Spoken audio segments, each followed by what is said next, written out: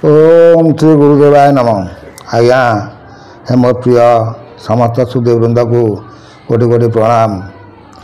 आज आज्ञा देखा स्वयं अच्युत को विषय कही आसली 46 पटल द्वितीय पटल पर से पचारुंट पुणी तृतीय पटल से कौन कहते ठाकुर को अच्युतानंद कर जोड़ी कहे प्रभु पादे पड़ी हे गुरुदेव नारायण अशेष भुवन कारण पवित्रानंद पुण्य देही तुमर आदि अंत नाही।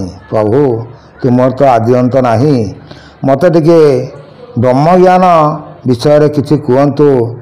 ब्रह्म किए तार कौन रूप कौन शरीर ब्रह्म वास करती से विषय मत किए दंश ज्ञान करतु। कहते आसे कौन कहते ये क्यों स्थान से रहती के कर्म कले भेट पाती कला कि श्यामल गौर कला कि लोहित वर्ण तार। प्रभु तार कि वर्ण कौन मत टे से विषय कहतु। दिवा रात्र काई था स्त्री की पुरुष बोलाती।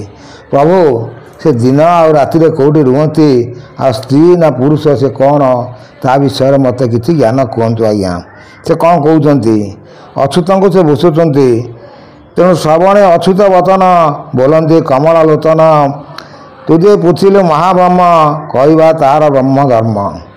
तुझे अच्युत भक्त हिसाब से तू महागुप्त तथ्य सब पचारुचु से तथ्य मुझे बुझौती गोटी गोटी कर से कौन कहते अरूप शून्य ब्रह्म देही रूपरे पटांतर नाही।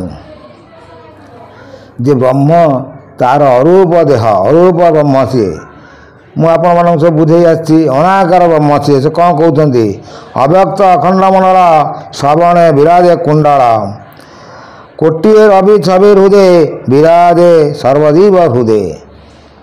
कोटिए सूर्यंकर आभा नहीं कि से सर्वजीवंकर हृदय से विराज करुँचे सी होती शुक्लांबर ज्योति।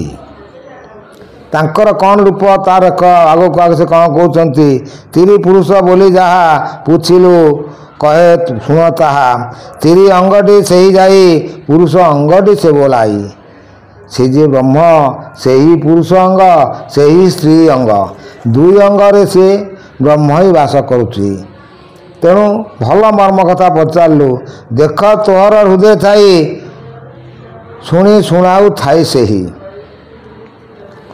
अच्युत से जो ब्रह्म तो हृदय अच्छी मो हृदय अच्छी सचराचर जगतर समस्त हृदय से अच्छी। मुझे आपण को बहुत आगु कही आसी जे करी कराऊ थाए मुई मोबिनु अन्य कहीं ना से कहते जे सी कहती सकल शुणाऊँ से शुणुति भी से ही से जो ब्रह्म को जो आपण मैंने चिंतन करेंगे ताले ब्रह्म ज्ञान प्राप्ति किसी आसो। से कौन कहते आ भल कथा से ब्रह्म सकल घटरे विजय त्रिगुण रूपरे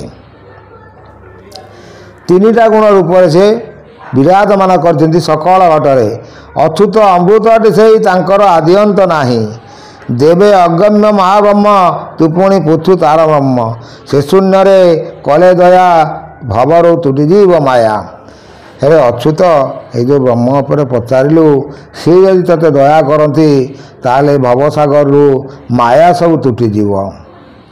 बहुत सुंदर विषय वस्तु आज्ञा मन ध्यान दे शुणिले बहुत ज्ञान अर्जन हम। से कौन कहते ये शून्य ब्रह्म कले दया भावर तुटिजीव माया ब्रह्मरे पशई शरण करई ब्रह्म निरूपण जा आज्ञा शुष्क तरु पल्लवी दुब हुए दारू। देशी जो ब्रह्म को तू ध्यान करी तार शरण में पशबू तांकर आदेश नामारे सचराचर जगत चलुची शुष्क तरु मला गछ सी पुणी जीवंत हो असंगा गाव क्षीर दब अदिने वर्षा बरसब।